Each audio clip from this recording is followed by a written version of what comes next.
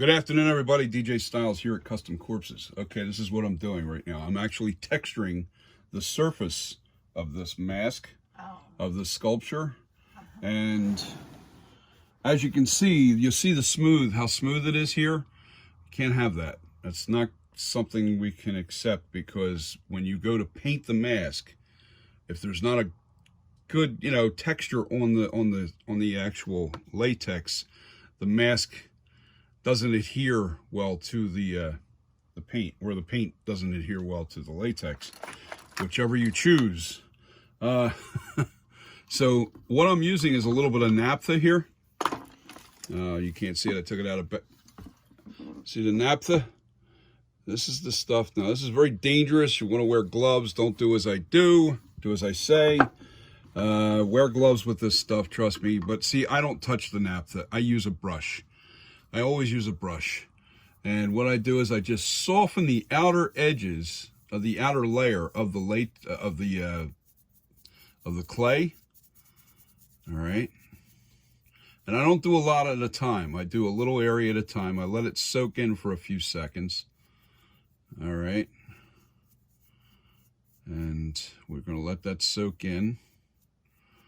When I start to see it somewhat lose its glimmer, I guess wet look, that's when it's ready for the sponge.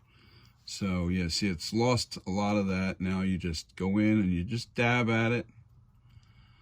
You just dab, and it's give it a nice texture. So, and it's only to give the surface a texture. It's not there. You're not trying to reshape the clay in any way. You're just giving it a texture. That's all you're doing. And it gives it little bumps and little crevices. Therefore, the paint will have something to grab to. You make something too smooth and the paint won't grab. So this is what we're doing, and I'm working my way down and around the areas.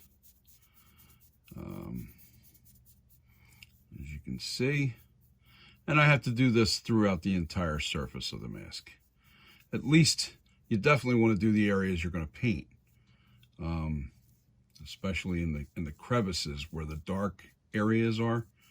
You want to make sure that you do those areas, because a lot more paint goes in those areas. So with that being said, all right, now the other thing too is you want to make sure your sponge, it's a special type of texture. You see how fine that texture is on that?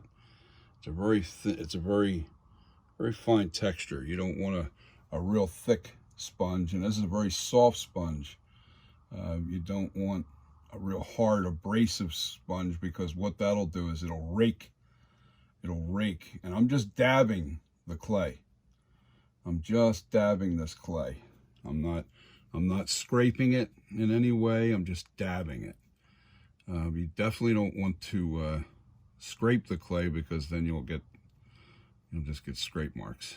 And you're just dabbing this just to give it texture. That's all you're doing. All right, so that gives it a nice skin texture.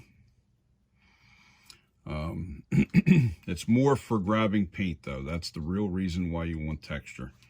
You don't want a whole bunch of you don't want it super smooth. You can't have it super smooth. If you have this too smooth, you're going to have a problem with your paint, trust me. So this ends the tutorial on how to texture.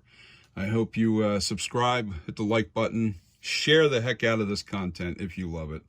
I am done sculpting. This is a finished piece. As a matter of fact, I'll turn it towards you.